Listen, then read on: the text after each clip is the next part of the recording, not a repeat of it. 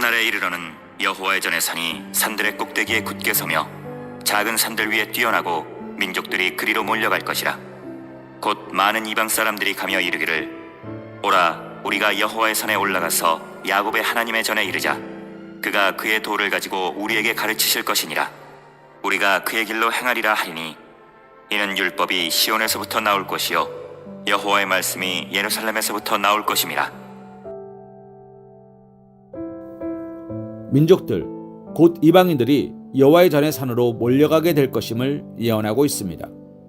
이는 하나님의 구원과 은혜의 대상에서 제외되었다고 여겼던 이방인들이 하나님을 알고 하나님께로 돌아오게 될 것임을 예언한 말씀입니다. 즉 이스라엘에 국한되었던 구원의 확장, 즉 은혜의 시대의 서막을 알리는 말씀인 것입니다. 구약 시대의 이방인들 중에는 오라 우리가 여호와의 산에 올라가서 야곱의 하나님 전에 이르자라고 말하는 자들이 없었습니다. 구약 시대의 이방인들은 하나님의 전에 이르기 위하여 여호와의 전이 있는 시온산이 있는 곳으로 가지 않았습니다. 구약 시대에도 예루살렘을 방문하는 자들이 없었던 것은 아니지만 그것은 대부분 외교적 목적이나 상업적 목적으로 그리한 것일 뿐입니다.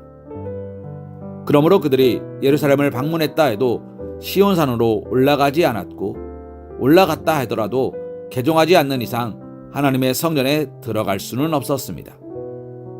이는 이방인들이 성전에 들어가는 것 자체가 허용되지 않았기 때문입니다.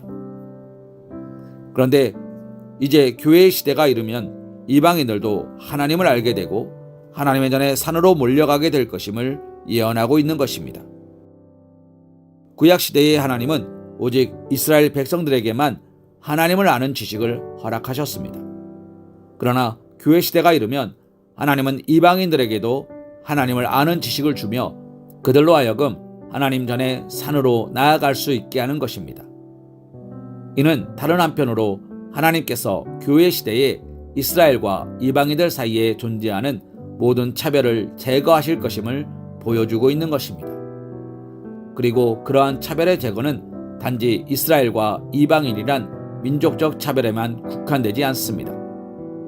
교회 안에서는 민족만 아니라 인종, 혈통, 빈부, 귀천, 학벌, 지연 등으로 인한 차별까지 철폐된 것입니다.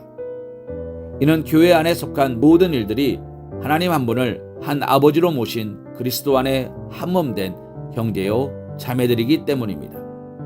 실로 교회 안에서 모든 사람이 평등해야 하는 것입니다. 그런데 이에 비추어 오늘날 교회의 면모를 살펴보십시오. 지금도 교회 안에서는 그리스도 안에 모든 사람이 한 가족이며 형제요 자매라는 외침이 울려 퍼지고 있습니다. 하지만 오늘 우리 교회가 과연 모든 사람들이 그에 동의할 만큼 차별과 소외가 없다 할 수 있을까요? 사실상 유명무실한 구호가 되어버린 교회들이 무수하게 많습니다. 사실상 이것은 유명무실한 구호가 되어버린 교회들이 무수하게 많으며 그러한 차별을 당연하게 생각하는 교인들도 있습니다. 교회의 이러한 면모로 인하여 세상 가운데 연약한 자들, 소외된 자들, 고통 중에 살아가는 자들은 참으로 쉼을 줄 수 있는 곳, 자기들도 형제요 자매로 여겨지는 곳이라 믿고 교회에 찾아가지만 교회 안에서도 상처를 입고 더 이상 교회를 가까이 하지 않는 일까지 벌어지게 된 것입니다. 사랑하는 성도님, 하나님께서 차별하지 않으시는데 인간이 차별하는 것은 중대한 범죄입니다. 하나님께서 우리의 어떠함을 결코 개의치 아니하시며 하나님께 나아갔을 때 구원을 베푸셨는데 우리가 어떻게 그리스도께서 위하여 피 흘려 죽으신 형제와 자매를 차별하고 멸시할 수 있습니까? 더군다나 교회 안에서 공공연히 그러한 일을 행할 수 있습니까? 사랑하는 성도님, 우리가 알듯 교회는 그리스도의 몸입니다.